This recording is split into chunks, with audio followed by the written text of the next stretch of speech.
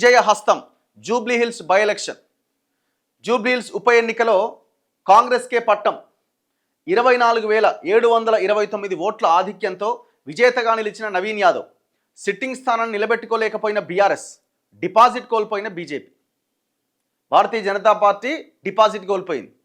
సరే, తర్వాత మాట్లాడదాం సపరేట్గా. సిట్టింగ్ స్థానం బీఆర్ఎస్ సిట్టింగ్ స్థానం అది. మాగంటి గోపీనాథ్ ఎమ్మెల్యే మరణంతో వచ్చిన ఉప ఎన్నిక జరిగింది. అక్కడ సిట్టింగ్ స్థానంలో బీఆర్ఎస్ మాగంటి సునీతకి, గోపీనాథ్ భార్యకి టికెట్ ఇచ్చింది. గోపీనాథ్ భార్య సునీత 27,729 ఓట్లతో ఆమె ఓడిపోవడం జరిగింది. నవీన్ యాదవ్ ఇక్కడ గెలుపొందారు. నిన్న నవీన్ యాదవ్ను సన్మానిస్తున్న రేవంత్ రెడ్డి, మహేష్ గౌడ్ మంత్రులు. సో మొత్తం ఓట్లు ఈ చార్ట్ చూడండి ఒకసారి. మొత్తం ఓట్లు 4,01,365 ఓట్లు మొత్తం. ఇందులో పోలైన ఓట్లు సగం కూడా కాలేదు, జస్ట్ 48% అయినాయి. 1,94,631 ఓట్లు మాత్రమే పోలైనాయి. ఇందులో కాంగ్రెస్కి పడ్డ ఓట్లు 98,988. అంటే almost 1 lakh votes Naveen Yadav వైపు ఉన్నారు. 50.83% ఓట్లు పడ్డాయి. ఇది మంచి పరిణామమే. ఇందులో ప్రధానంగా కాంగ్రెస్ కంటే ఎక్కువగా, సరే కాంగ్రెస్ ముఖ్యమంత్రి వీళ్ళందరూ గట్టిగానే పనిచేసినారు, అదొక భాగం అయితే క్యాండిడేట్ సెలక్షన్ అనేది కాంగ్రెస్కి కలిసి వచ్చింది.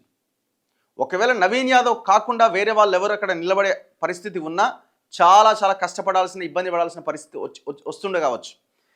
అంతకు ముందు వరకు బీఆర్ఎస్కి అడ్వాంటేజ్గా ఉన్న సిచ్యువేషను ఎప్పుడైతే నవీన్ యాదవ్ను క్యాండిడేట్గా ప్రకటించారో నెమ్మదిగా కాంగ్రెస్ వైపు వచ్చింది. సో కాంగ్రెస్కి 50.83%, అంటే వేసిన ఓట్లలో 50% ఓట్లు పడ్డాయి వాళ్ళకి.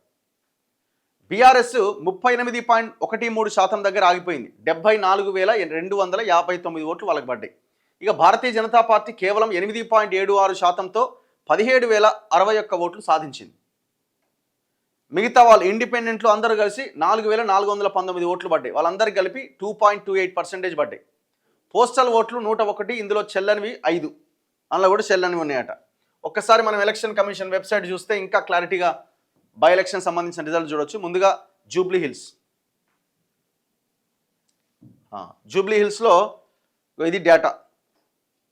నవీన్ యాదవ్ 24,729 ఓట్లతో ఆయన గెలుపొందడం జరిగింది. ఈ పర్సంటేజ్లు ఇవన్నీ ఎక్కడ వీళ్ళు ఇవ్వలేదు.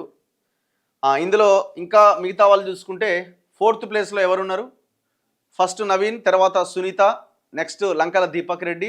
4th ప్లేస్లో ఆధార్ పార్టీ రోటీ మేకర్ 232 ఓట్లు పడ్డాయి వాళ్ళకి. సో ఇందులో నిరుద్యోగి అస్మా పోటీ చేసింది. అస్మా బేగం, ఆమెకి 107 ఓట్లు పడ్డాయి. తెలంగాణ శ్యామ్ పోటీ చేసిండు వీసీకే పార్టీ నుంచి, తనకి 143 ఓట్లు పడ్డాయి. చాలామంది పోటీ చేసి, ఇందులో మాల జేఏసీ వాళ్ళు ఉన్నారు, RRR రైతులు ఉన్నారు, ఫార్మాసిటీకి సంబంధించిన రైతులు ఉన్నారు. నరేంద్ర వేముల 86 ఓట్లు పడ్డాయి. అన్ని మనం రెగ్యులర్గా బయట చూసే వీళ్ళే. యుగ తులసి పార్టీ కొలిశెట్టి శివకుమార్ గారికి 70 ఓట్లు పడ్డాయి. రచ్చ సుభద్రారెడ్డి గారికి సోషలిస్ట్ పార్టీ ఇండియా, ఆమెకి 50 ఓట్లు పడ్డాయి.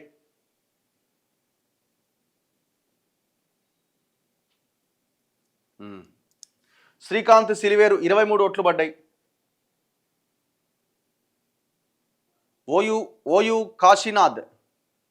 ఓయు కాశీనాథ్కి 22 ఓట్లు పడ్డాయి. ఇండిపెండెంట్గా పోటీ చేసిండు. కోటా శ్యామ్ కుమార్కి 16 ఓట్లు పడ్డాయి. సో వీళ్ళంతా ఇండిపెండెంట్లు. ఇవన్నీ ఒకవైపు అయితే రాథోడ్ రవీందర్ నాయక్ 9 ఓట్లు పడ్డాయి. కంటే షాయ్ అన్న 17 ఓట్లు పడ్డాయి. వీళ్ళు రెగ్యులర్గా పోటీ చేసే వాళ్ళు ఏ ఎలక్షన్ వచ్చినా. నోటాకి 924 ఓట్లు పడ్డాయి. ఇప్పుడు మిగతా వాళ్ళు ఓటు వేయని వాళ్ళకి నోటా కన్నా వచ్చేస్తే అయిపోయి ఉండేది కదా. 924 మంది మాకు ఎవరు నచ్చలే, అంత వేస్ట్గా అని తీర్పునిచ్చారు. 924 మంది. మొత్తం 10 రౌండ్లలో ఈ కౌంటింగ్ జరిగింది. 10 రౌండ్లలో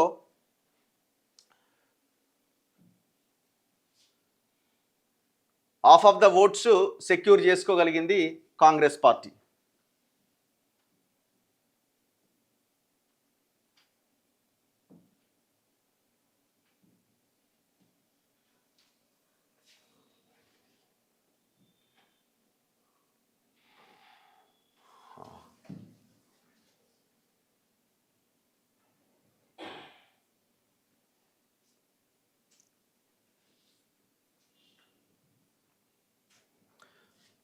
అయితే ఒక్కసారి దీని గురించి మాట్లాడదాం.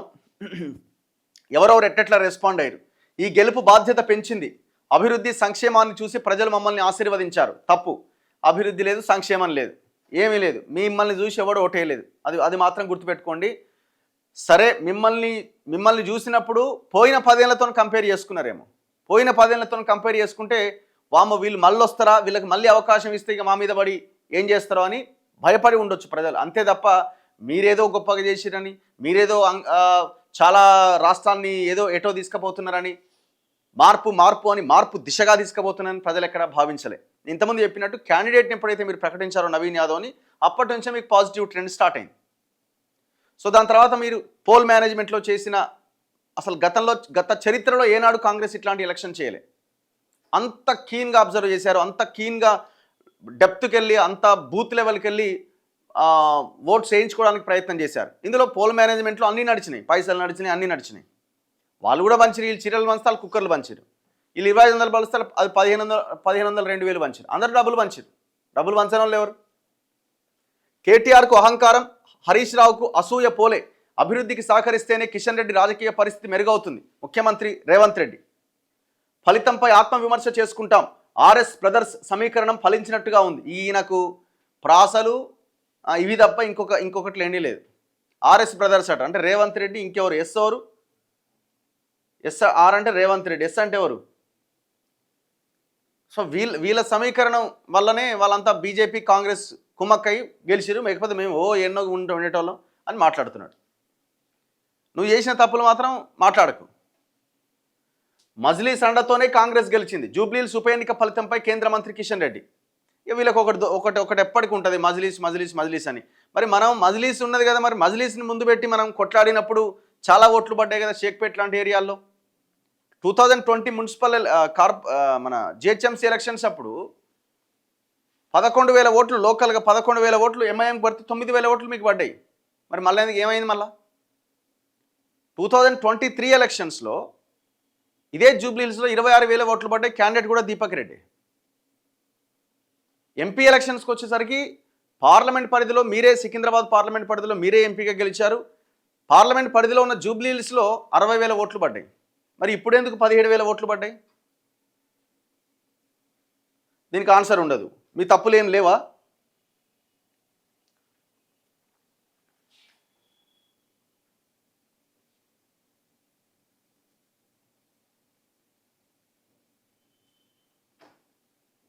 చలో, ఇది నిన్న జూబ్లీహిల్స్ బై ఎలక్షన్ సంబంధించింది.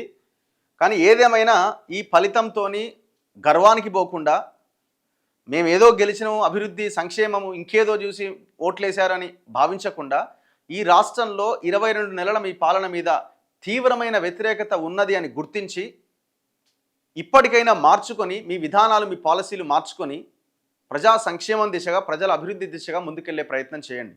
సొంత ప్రయోజనాలు, సొంత కుటుంబ ప్రయోజనాలు, లేకపోతే సొంత పార్టీ ప్రయోజనాలు, సొంత ప్రయోజనాలు పక్కన పెట్టి, సొంత మనుషుల ప్రయోజనాలు పక్కన పెట్టి, మీ చుట్టూ ఉన్న వాళ్ళు, కొంత తెలంగాణ సోయి ఉన్న వాళ్ళని పక్కన పెట్టుకొని, ఏవి రెడ్డిలు, ఉదయ్లు, ఇంకా దేవులా నాయకులు ఇట్లాంటి వాళ్ళని కొంత పక్కన పెట్టి, మీ కుటుంబంలో ఉన్న వాళ్ళు కూడా రియల్ ఎస్టేట్ నుంచి వాళ్ళకు కొంచెం సైడ్ చేసి, కొంత ప్రజల దృష్టిలో, ప్రజల కోణంలో ఆలోచించి ప్రజా సంక్షేమం దిశగా, ప్రజల ఆలోచనల దిశగా ముందుకెళ్లే ప్రయత్నం చేయండి దయచేసి.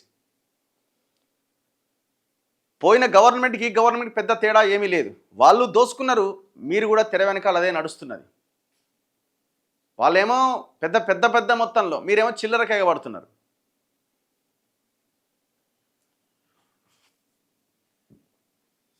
అండ్ ఇంకొకటి, నవీన్ యాదవ్ ఫ్యామిలీ మీద కూడా చాలా పెద్ద బాధ్యత ఉన్నది ఇప్పుడు. ఎందుకంటే మిమ్మల్ని రౌడీ అని ప్రచారం చేసిరు గట్టిగా. ప్రజలు దాన్ని నమ్మలే. సో దాన్ని అలాగే కొనసాగించి మీరు అభివృద్ధి అంటే ఏంటో మీరు ఆ ప్రజలకు చూపించే ప్రయత్నం చేయాల్సిన బాధ్యత మీ మీద ఉన్నది. ఇంతవరకు ఉన్న ఎక్స్పెక్టేషన్ ఒకటైతే, ఎమ్మెల్యే అయిన తర్వాత మీ మీద భారీ ఎక్స్పెక్టేషన్స్ ఉంటాయి. సో చాలా జాగ్రత్తగా ముందుకెళ్లాల్సిన అవసరం కూడా ఉన్నది.